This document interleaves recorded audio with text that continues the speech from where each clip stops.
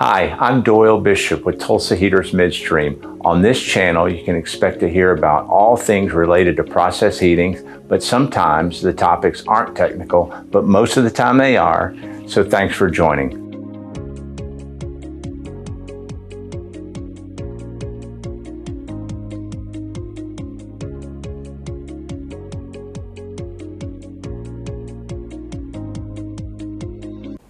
Hi, I'm Doyle Bishop with Tulsa Heaters Midstream.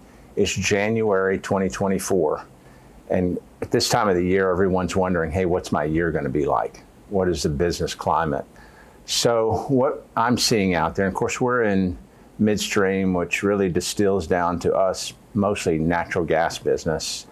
What the forecasters are saying is natural gas is going to be at $3 per million BTU for a good while.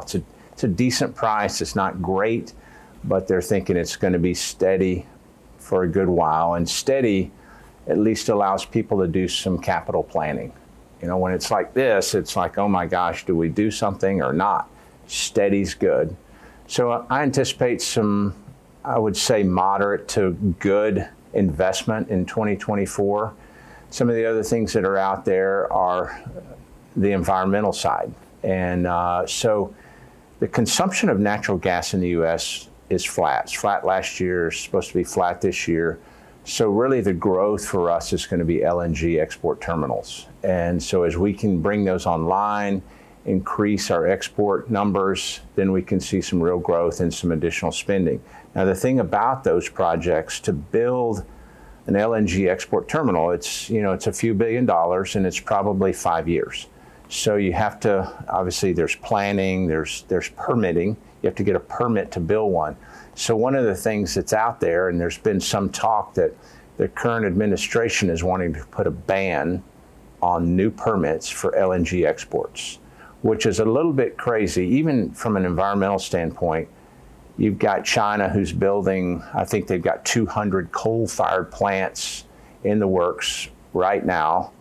And so you probably know that coal produces much more CO2 than natural gas. So curtailing natural gas production at the expense of burning coal doesn't make even environmental sense and may not make economic sense. So what's going on is the environmental lobby is a little bit ticked. The current administration approved this Willow Creek project, which is a North Slope Alaskan production. They approved that last year. So there's a lot of pressure on the current admin to say, hey, well, you've got to do something on the environmental front, so why don't you just put a ban on allowing permits for new LNG export production?